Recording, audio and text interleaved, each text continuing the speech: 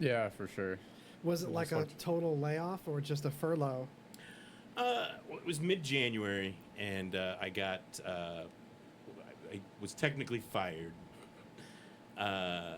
for it. I'll show some awesome fired stories if it makes you feel better after whatever you're about to say.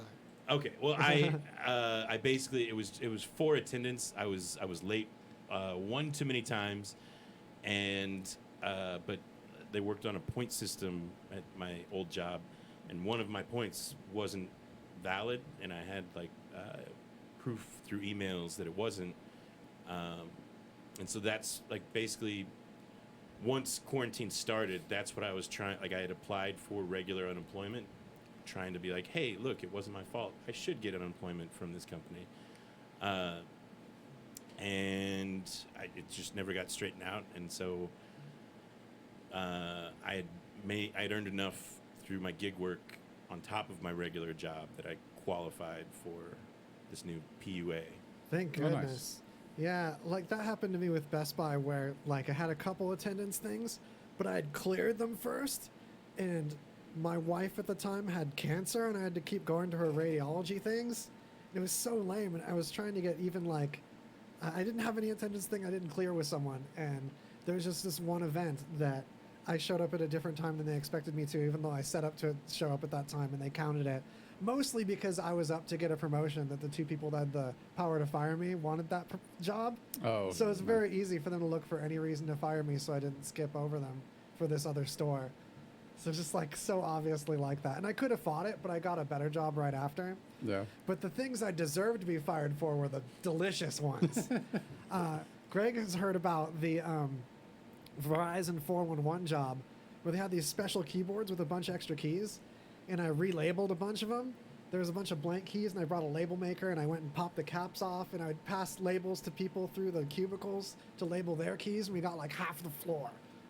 There was keys that said things like summon gnome, enchant, call Yoda.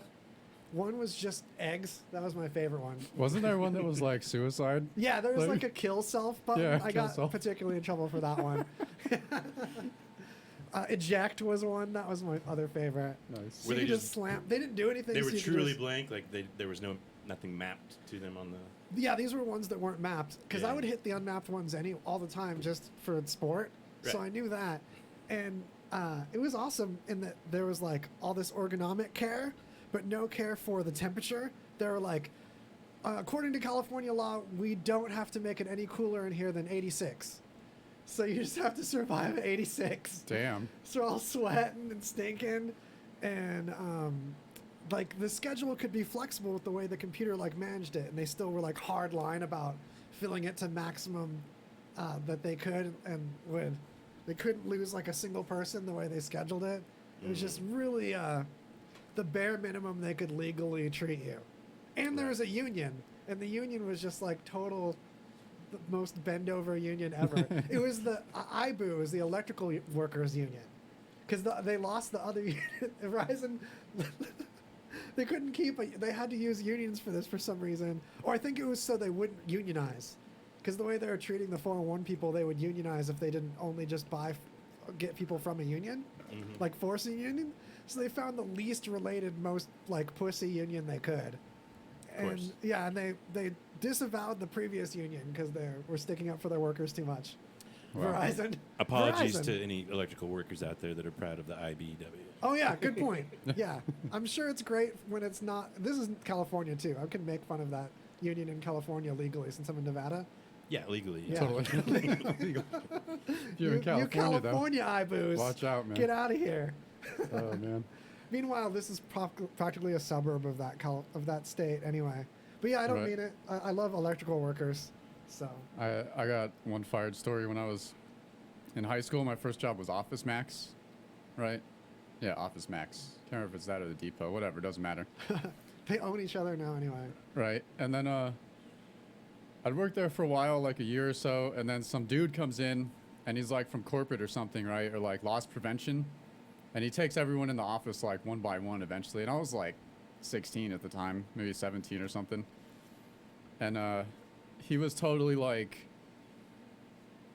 like a dude from like some cop like he just watched cop shows, like detective shows his entire life, and he like really wanted to be a detective, but instead he worked at loss prevention for Office Max.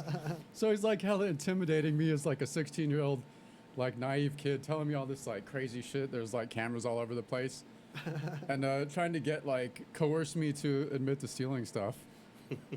And I was like, I just didn't want to like be there anymore. So I'm like, I mean, yeah, I picked up like pens here and there, man, you know, but like they were just laying around, you know. And Yeah, back on April 9th, we came up a couple reams of paper short in inventory. You got Right. any? right? It was totally crazy. More than one ream? What a monster! Who would do such a thing? Golly, that's Yeah. abusive. But so I just like said shit just so I thought like he would like let me leave, because I just more than anything wanted to be out of there. Yeah.